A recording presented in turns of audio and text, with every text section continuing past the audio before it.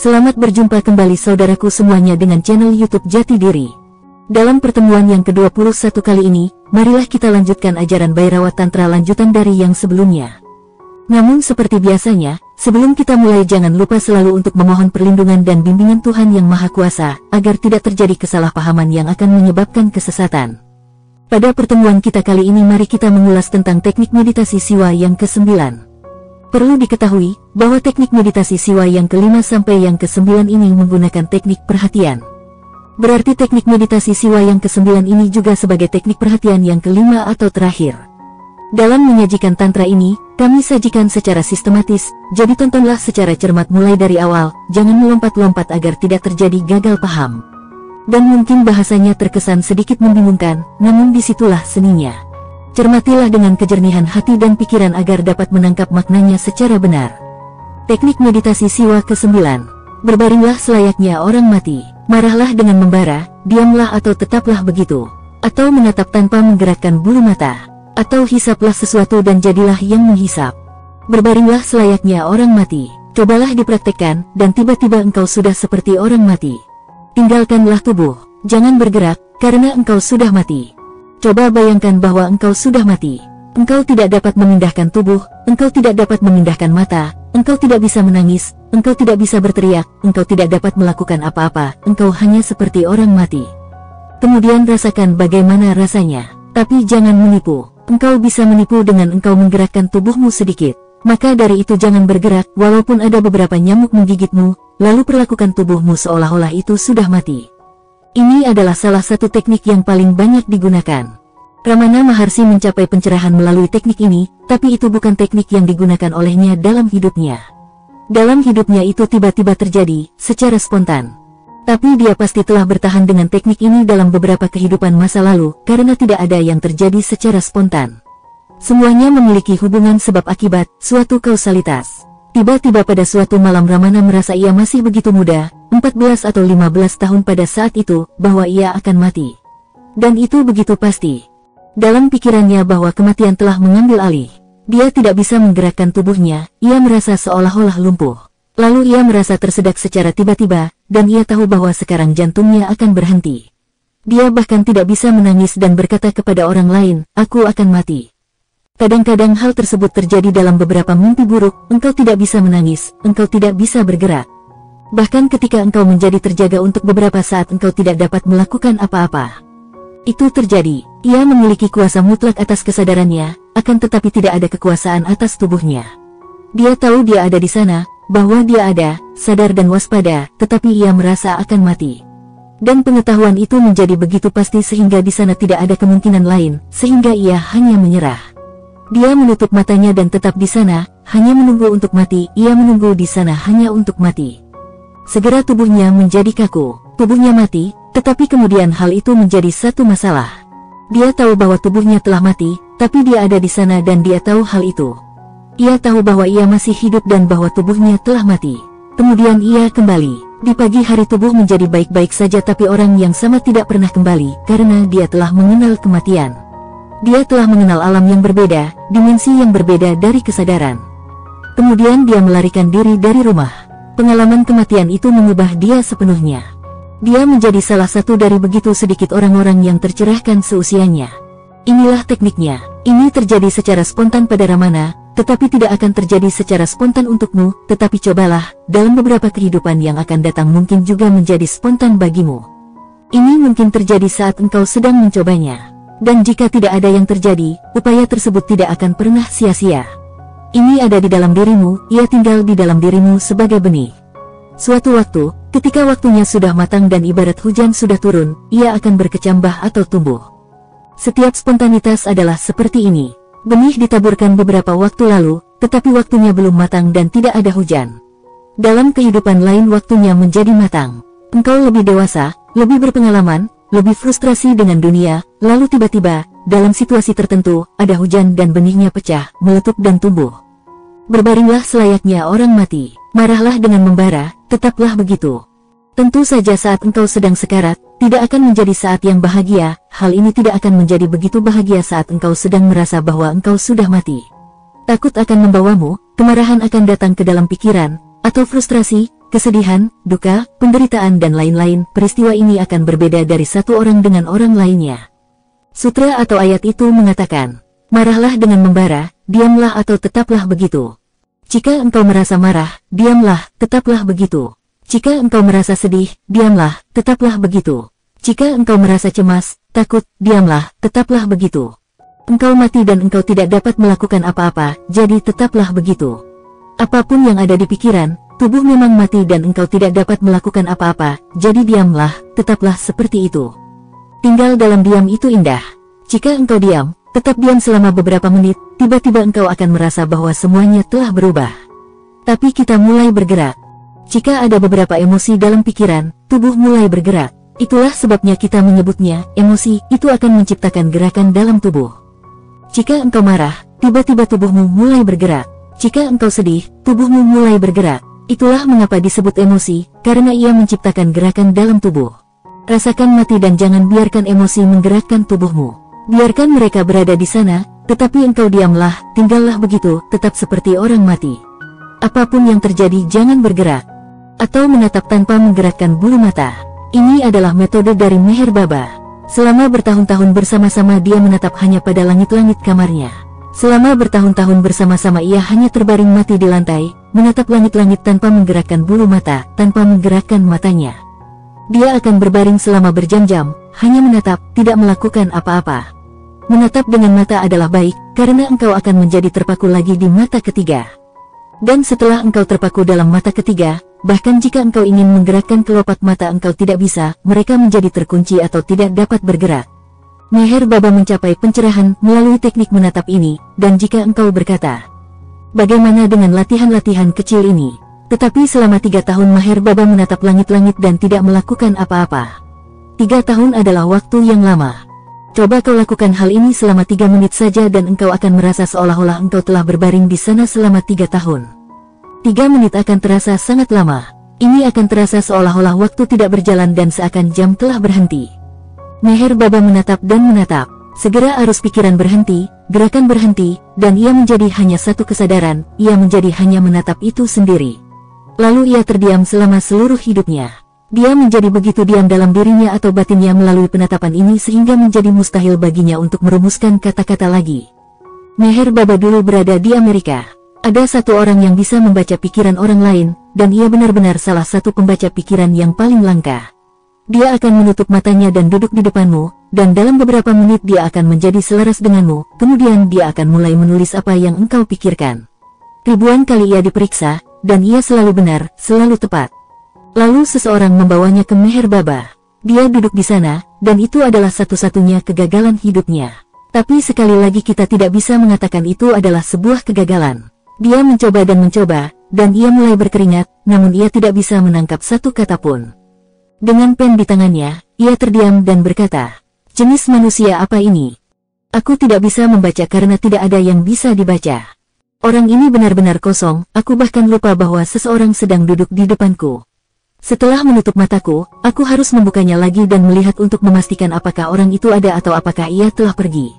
Jadi sulit bagiku untuk berkonsentrasi, karena saat aku menutup mataku, aku merasa ditipu, seperti orang itu telah lolos dan tidak ada seorang pun di depanku. Kemudian aku harus membuka mataku lagi, dan aku masih melihatnya di depanku. Dan ia tidak berpikir sama sekali. Penatapan itu, penatapan yang terus-menerus yang telah menghentikan pikirannya sepenuhnya.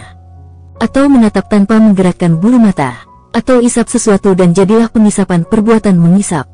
Teknik ini adalah sedikit modifikasi. Apapun bisa dilakukan, engkau mati itu cukup. Marahlah dengan membara, diamlah atau tetaplah begitu. Bahkan bagian ini bisa menjadi satu teknik.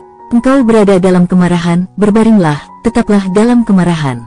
Jangan bergerak darinya, jangan lakukan apa-apa, hanya tetap diam. Krishnamurti terus berbicara tentang hal ini. Seluruh tekniknya tergantung pada satu hal ini. Marahlah dengan membara, diamlah atau tetaplah begitu. Jika engkau marah maka marahlah, dan tetaplah marah. Jangan bergerak. Jika engkau bisa tetaplah seperti itu, kemarahan akan pergi dan engkau akan keluar sebagai orang yang berbeda. Jika engkau berada dalam kecemasan, jangan lakukan apa-apa.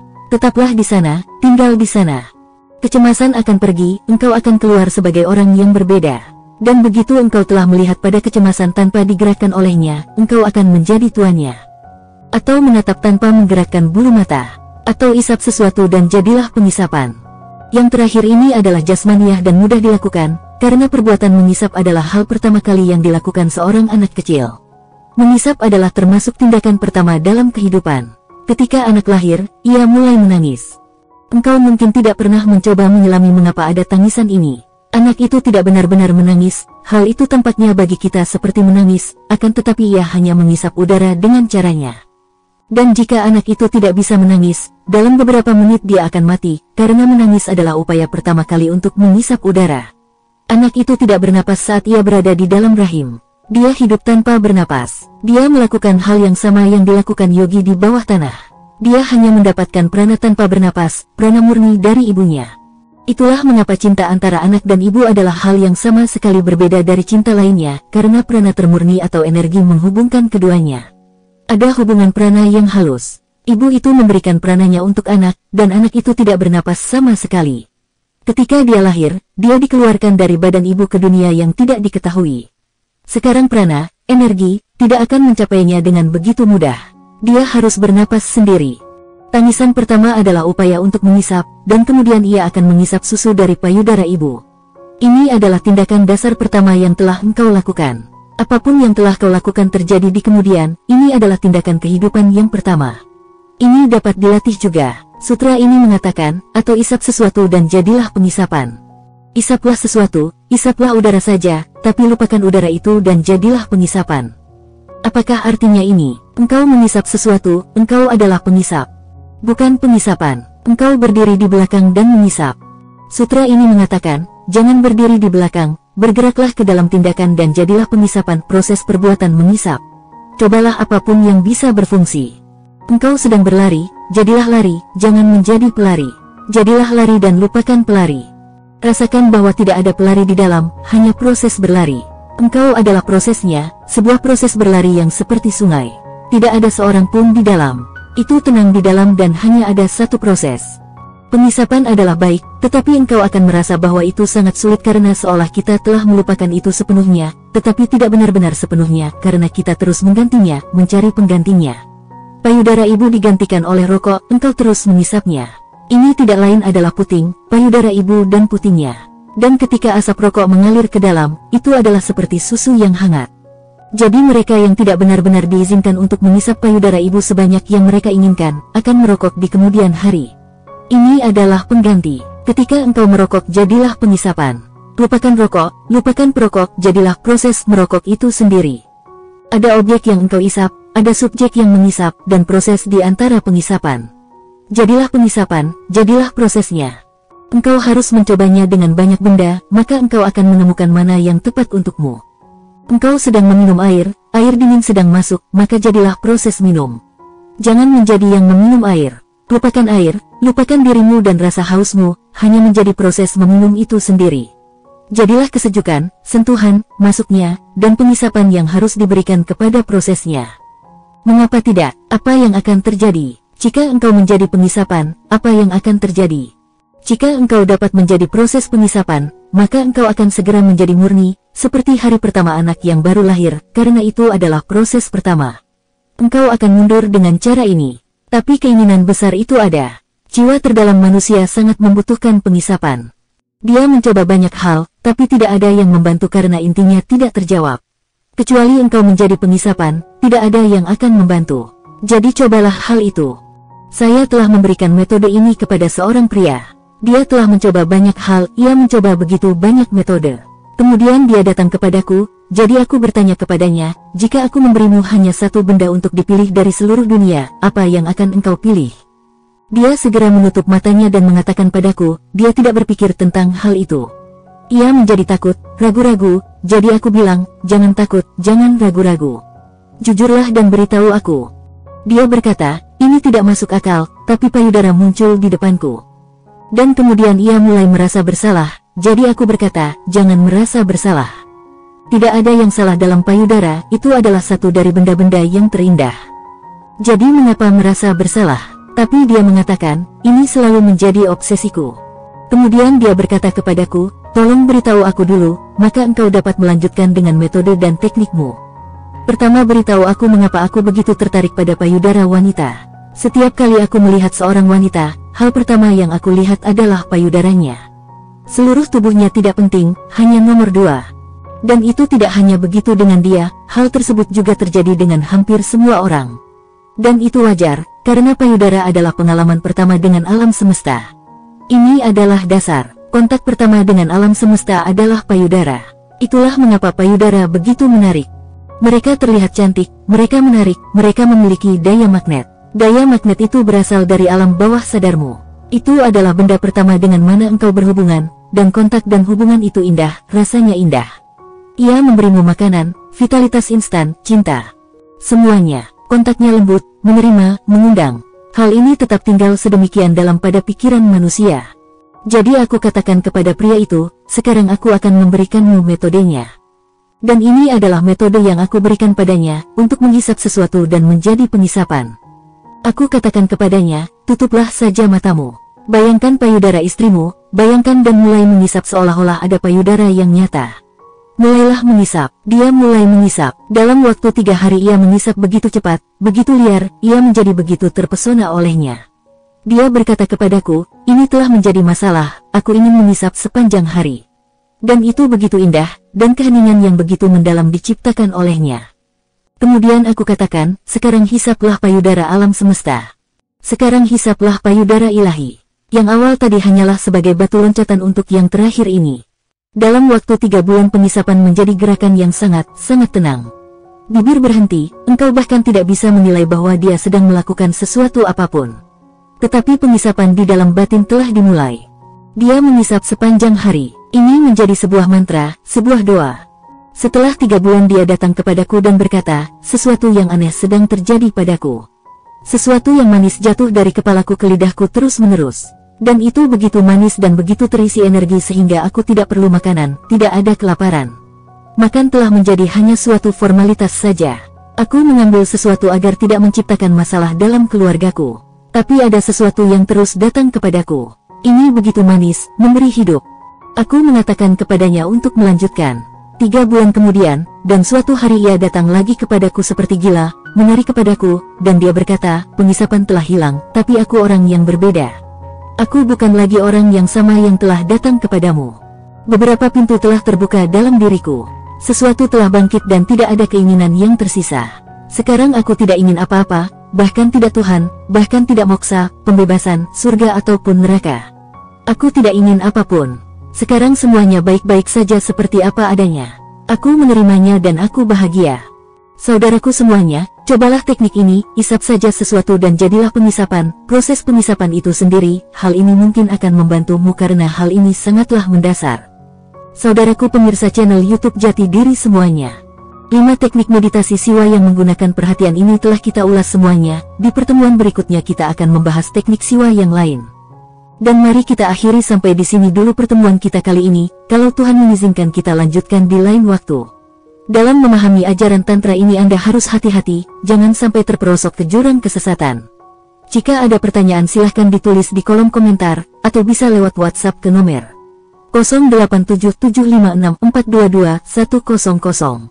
Dan akhirnya jika ada kesalahan dari kami dalam bentuk apapun mohon dimaafkan. Semoga Anda semua selalu berbahagia. Amin.